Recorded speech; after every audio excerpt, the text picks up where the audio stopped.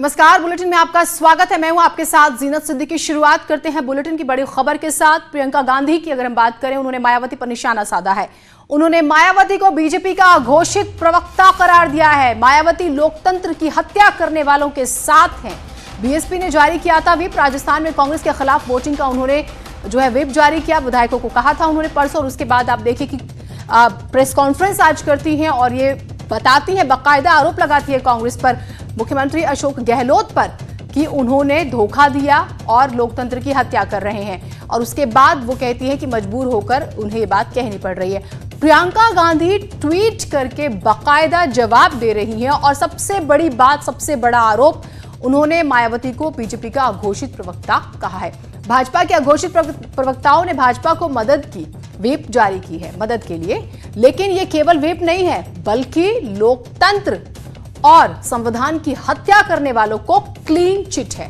ये गंभीर आरोप जो है उन्होंने लगाए हैं। अघोषित प्रवक्ता उन्होंने कहा है मायावती को अपने ट्वीट में।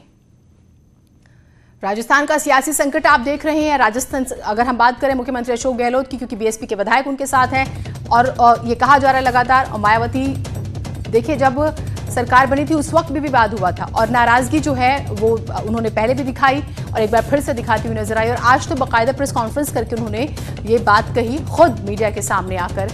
वो कई गंभीर आरोप जो है मुख्यमंत्री अशोक गहलोत पर भी लगाती हैं। उसके बाद कुछ ही देर बाद 11 बजे, आप देखिए 11:05 पर मायावती की प्रेस कॉन्फ्रेंस होती है और थोड़ी ही देर बाद प्रियंका गांधी ट्वीट करके आरोप लगाती हैं। साफ तौर पर उन्हें बीजेपी का अघोषित प्रवक्ता कहती हैं।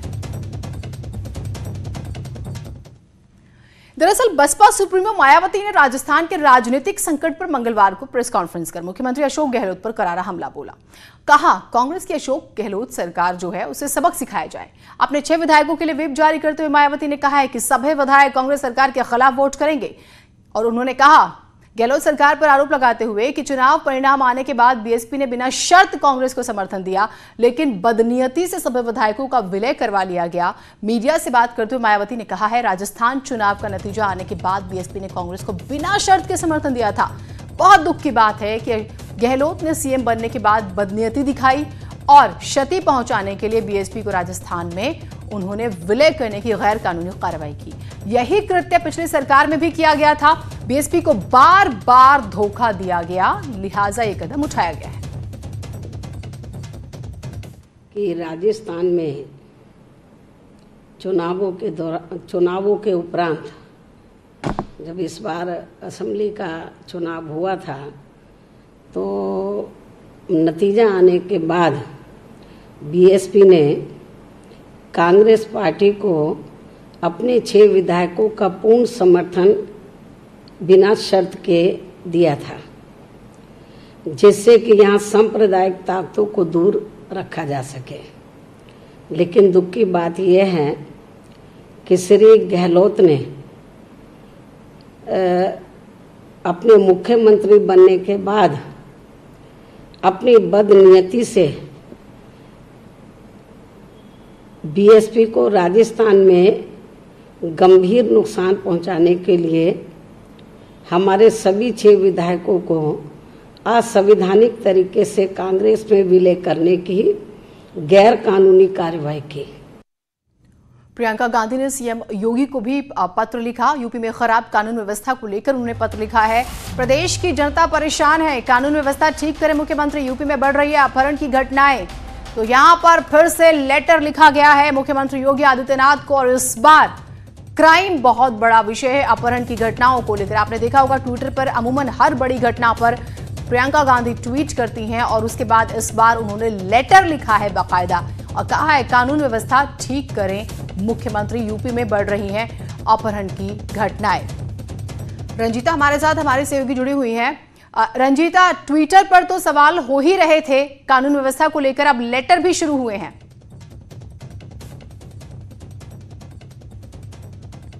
संपर्क जो है वो टूट गया है, बात करने की कोशिश करेंगे, लेकिन अब देखिए हर मोर्चे पर अगर आप इसे देखें तो प्रियंका गांधी एक्टिव नजर आ रही हैं।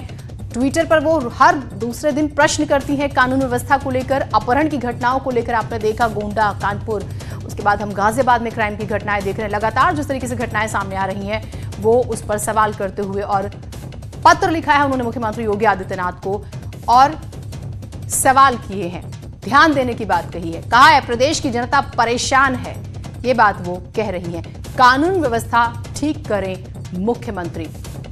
आपको याद होगा सोनभद्र कांड होता है, वो वहां भी जाती हैं, पूरा एक हमें कहें कि पूरा मजमा जो है पार्टी का रहता है और किस तरह से सड़क से लेके गांव तक विरोध प्रदर्शन होता है और वो परिवार से मिलने जाती हैं पूरे गांव वालों से। उस वक्त भी आपने देखा, बसों को लेकर देखा, तो अमूमन कोई भी बड़ा प्रकरण हो प्रियंका गांधी सबसे पहले एक्टिव मोड में नजर आती हैं।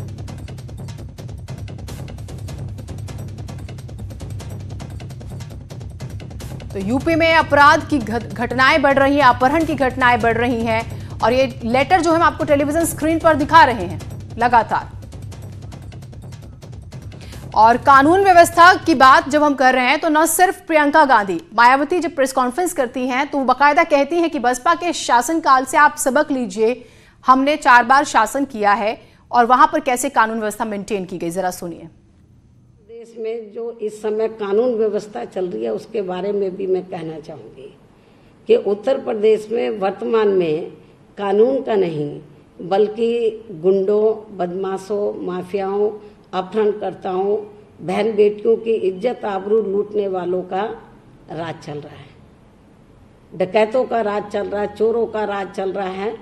तो उत्तर प्रदेश में कानून का नहीं बल्कि आपराधिक तत्वों का राज चल रहा है और इस मामले में तो वहाँ के मुख्यमंत्री के खुद का अपना जिला भी अछूता नहीं रहा है। अभी रिसेंटली कई घटनाएं काफ़ी गंभीर घटी हैं। पूरे उत्तर प्रदेश में तो जनता त्राही त्राही कर रही है, खास तौर से कानून व्यवस्था के मामले में। और केवल कानून व्यवस्था को सुधारने के लिए तो बयानबाजी से काम नहीं चलेगा, इनको जमीन पर उतरकर कुछ सख्त फैसले लेने होंगे।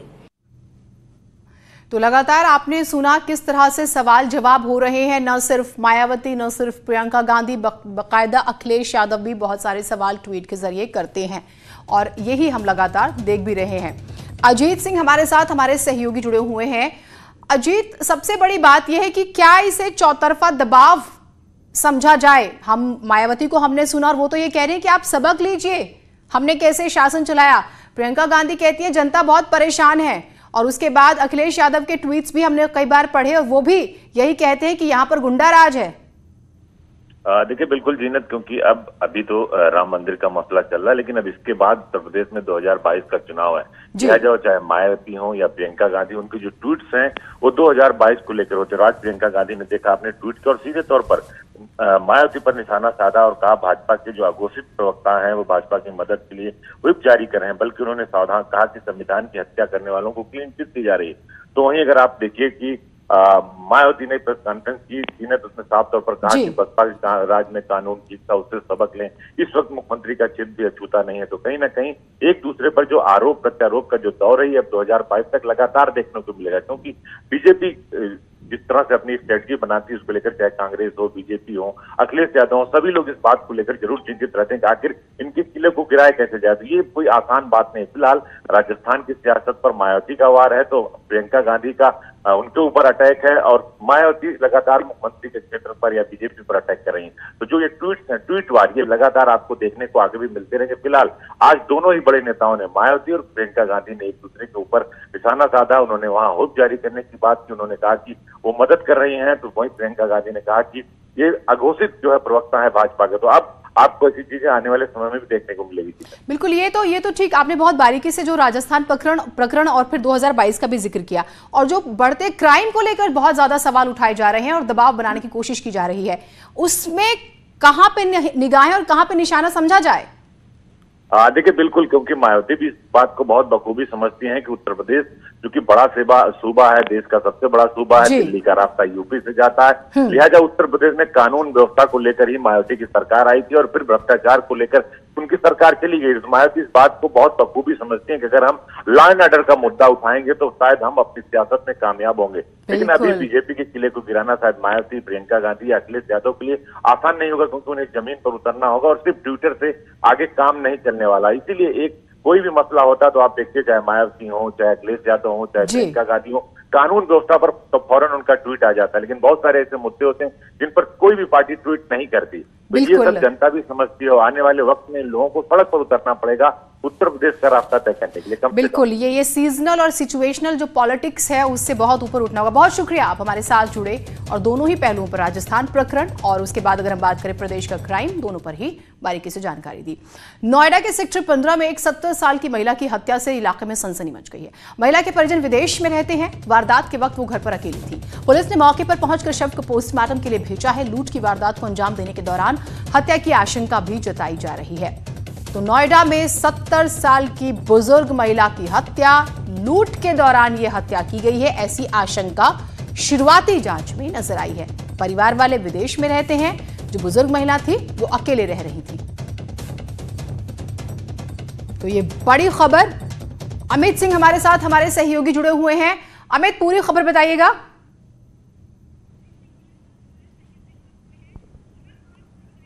अमित, क्या आप मेरी आवाज सुन पा रहे हैं? बता दूं, पुलिस को सूचना मिली थी कि जो सेक्टर 15 है नोएडा का, उसमें एक मकान में एक महिला।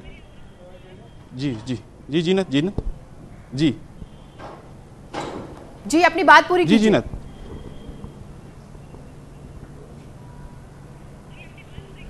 जीनत बता दूं आपको, पुलिस को सूचना मिली थी जो सेक्टर 15 है नोएडा का, उसमें एक महिला मकान में अपने रहती थी, जहां उसका सब उसके बाथरूम में मिला। पुलिस को जब सूचना दी गई तो पुलिस ने जाकर वहां पड़ताल की। प्रथम सूचना में इस तरह की चीजें निकल के आई कि लूट की वारदात को अंजाम देने की आशंका में महिला की हत्या की गई है। जो महिला है, महिला के परिजन नोएडा से बाहर विदेश में रहते हैं। वहीं महिला अपने मकान में अकेली रहती थी। तो जिस तरह की वारदात होने के बाद पुलिस ने जांच शुरू कर दी है। जो महिला का शव है उसको पोस्टमार्टम के लिए भेज दिया है। तो दूसरी वारदात आपको और बता दूं कि जो नोएडा का एक्सप्रेस वे है, वहां पर भी एक महिला का शव बरामद हुआ था। पुलिस ने उस शव को बरामद करने के बाद जो वैधानिक कार्रवाई करते हुए पति को हिरासत ले लिया। पुलिस का कहना है कि जो पति द्वारा रात पत्नी का झगड़ा हुआ था, जिस चीज को लेकर पति ने अपनी पत्नी की हत्या कर सब खेत में फेंक दिया है।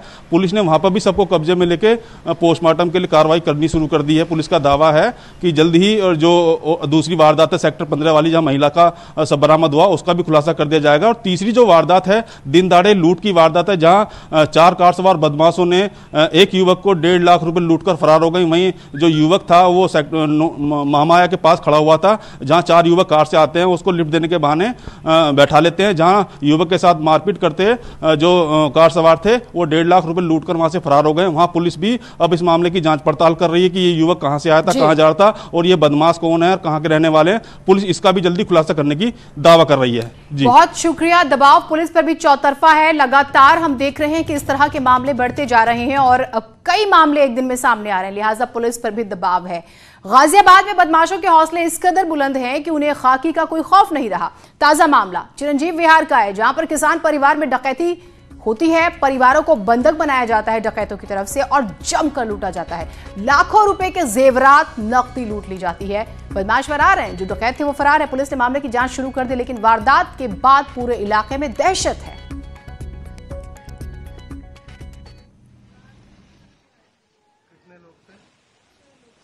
अच्छा, क्या कहता हूँ, कितने लोग थे?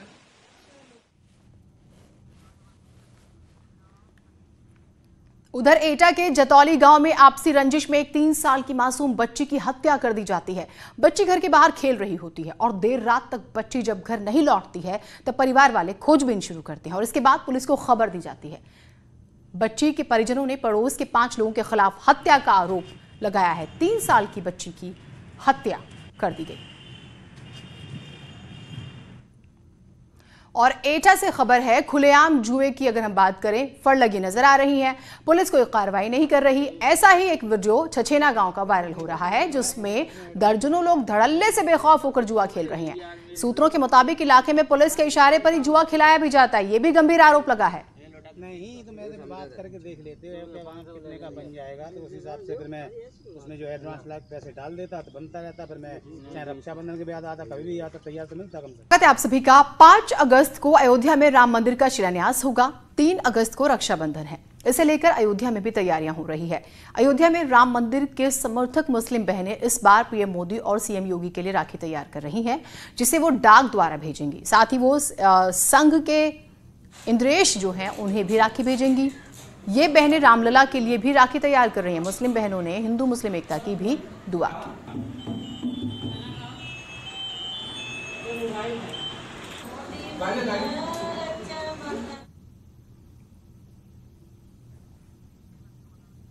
तो ये मुस्लिम बहनें जो हैं राखी भेजेंगी। आपने देखा भी होगा कि प्रधानमंत्री के लिए खास तौर से मुस्लिम समाज की महिलाएं जो हैं वो राखी तैयार करके हर बार भेजती है, लेकिन इस बार की राखी बहुत खास है। 5 तारीख को हम देख रहे हैं कि प्रधानमंत्री आएंगे, 3 तारीख की राखी है और उस लिहाज से ये डाक के जरिए राखी भेजी जाएगी उन्हें, मुख्यमंत्री योगी आदित्यनाथ के लिए भी।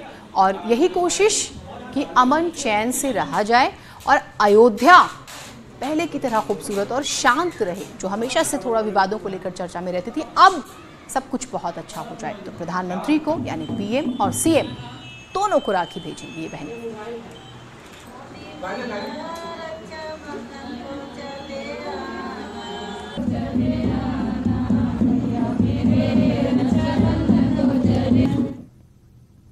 तो अयोध्या में 5 अगस्त को राम मंदिर का शिलान्यास होगा और मंदिर निर्माण के लिए लोग दान भी कर रहे हैं। इसे लेकर जन्मभूमि तीर्थ क्षेत्र ट्रस्ट के महामंत्री चंपत राय ने लोगों से अपील की है कि जो लोग चांदी की ईंट या सोना दान कर रहे हैं वे लोग उतनी ही कीमत का धन मंदिर ट्रस्ट के बैंक खाते में डालें। इसके बारे में आज नहीं सोच सकते, इसलिए जो बंधु समाज से अपने पास से चांदी दे रहे हैं, मेरा ऐसे तमाम भक्तों से निवेदन है वो उस चांदी के समान रुपया बैंक अकाउंट में जमा करें। धन्यवाद। डिप्टी सीएम केशव प्रसाद मौर्य आज अयोध्या दौरे पर हैं, जहां उन्होंने आज रामलला और हनुमानगढ़ी के दर्शन किए हैं। केशव प्रसाद मौर्य अधिकारियों के साथ मीटिंग भी कर रहे हैं। ये बैठक सर्किट हाउस में जारी है। यहां डिप्टी सीएम केशव प्रसाद मौर्य अधिकारियों के साथ तैयारियों को लेकर जायजा भी ले रहे हैं, साथ ही सुरक्षा व्यवस्था पर भी अधिकारियों के साथ चर्चा की जा रही है।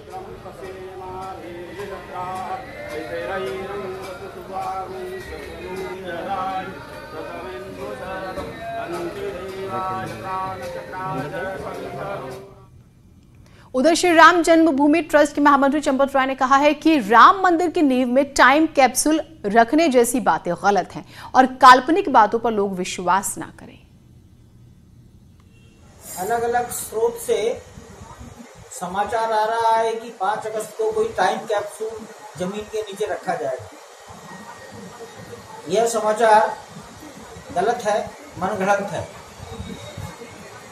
मैं सबसे आग्रह करूंगा कि राम जन्मभूमि तीर्थ क्षेत्र ट्रस्ट की ओर से जब कोई अधिकृत वक्तव्य जाए उसी को आप सही माने। राम जन्मभूमि के संघर्ष ने एक सीख दिया है आने वाली पीढ़ी के लिए भी और वर्तमान पीढ़ी के लिए भी। राम जन्मभूमि के इतिहास को सिद्ध करने के लिए जितनी लंबी लड़ाई कोर्ट की लड़नी पड़ी है, उसमें से यह बात सामने आया कि अब जो मंदिर बनवाएंगे उस मंदिर के अंदर एक टाइम कैप्सूल बना करके 2000 फीट नीचे डाला जाएगा, ताकि आने वाले भविष्य में जब कोई भी इतिहास देखना चाहेगा तो राम जन्मभूमि के संघर्ष का पूरे के पूरे इतिहास के साथ तथ्य भी सामने निकल करके आएगा, ताकि फिर से कोई विवाद वहां उत्पन्न हो सके। तो कल दिन भर चर्चा थी कि टाइम कैप्सूल रखा जाएगा। आज स्टेटमेंट आ जाता है कि ऐसा कुछ नहीं होगा, काल्पनिक खबरें हैं। फिलहाल इस बुलेटिन में इतना ही। नमस्कार।